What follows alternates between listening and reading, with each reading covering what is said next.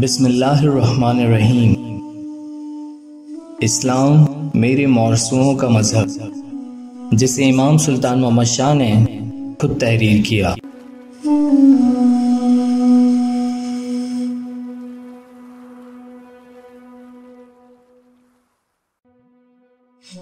بسم اللہ الرحمن الرحیم۔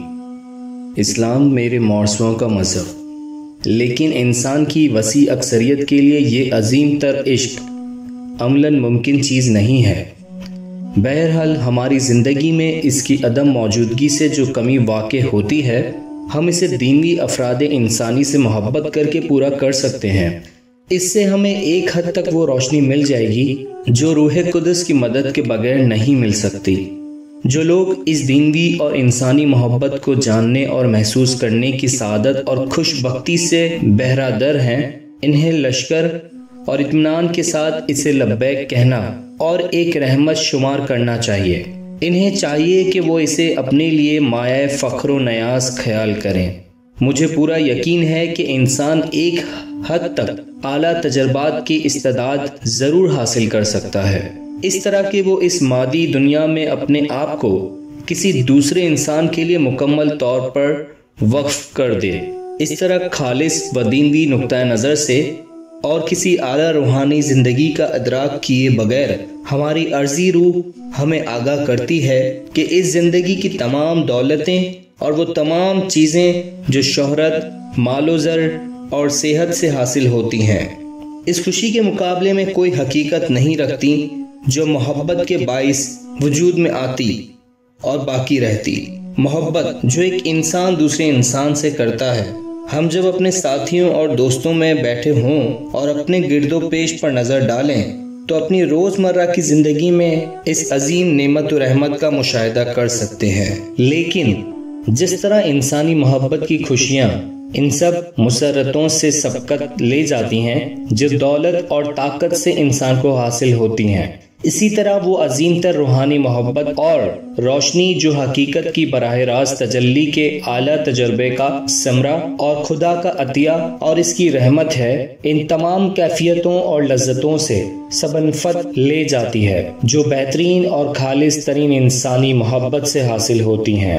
ہم سب کو اس لیے عطیہ اور نعمت کے لیے ہمیشہ دعا مانگنی چاہیے۔ اب مجھے یقین ہے کہ انسان اسلام خدا کے اس تسب العین کے ذریعے جو مسلمانوں نے پیش کیا ہے، یہ بلا واسطہ تجربہ حاصل کر سکتا ہے۔ یہ تجربہ جس کی تشریح الفاظ کے ذریعے نہیں کی جا سکتی، لیکن جو انسان کے لیے قطعی اور یقینی امور میں سے ہے۔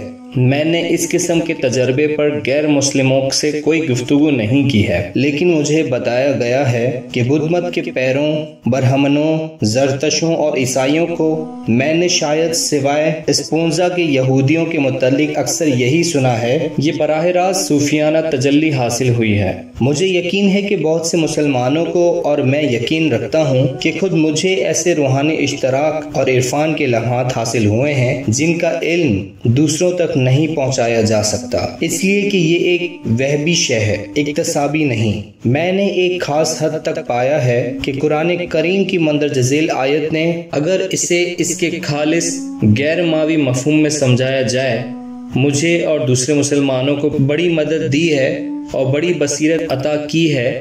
میں اس آیت کے تمام پڑھنے والوں کو متبع کرنا ضروری سمجھتا ہوں کہ وہ اپنے مادی اور تنقیدی انداز نظر کو ایک ایسی چیز کے بارے میں جو علامتی اور تمثیلی ہے، لغوی اور لفظی تشریحات کی اجازت نہ دیں۔ میں ہر قاری سے، خواہ وہ مسلمان ہو یا نہ ہو، اپیل کرتا ہوں کہ وہ اس آیت کی روح کو پوری طرح قبول کرے۔ سورہ نور کی آیت کا ترجمہ۔ اللہ آسمانوں اور زمین کا نور ہے۔ اس کے نور کی مثل ایسی ہے جیسے ایک تاک ہے جس میں ایک روشن چراغ ہو، اور چراغ ایک شیشے کی قندیل میں ہو، اور قندیل گویا ایک جگمگاتا ہوا روشن ستارہ۔ وہ چراغ نہ زیتون کے ایسے مبارک درخت کے تیل سے روشن کیا جائے جو مشرق میں ہے اور نہ مغرب میں۔ اس کا تیل بغیر آگ کے چھوئے آپ ہی آپ روشن رہتا ہے۔ یہ نور علی نور ہے۔ خدا اپنے نور کی طرف جسے چاہتا ہے ہدایت کرتا ہے۔ اللہ اپنے بندوں کے لیے مثالیں بیان کرتا ہے اور اللہ ہر چیز کو جانتا ہے۔ سورہ نور 24 آیت 35۔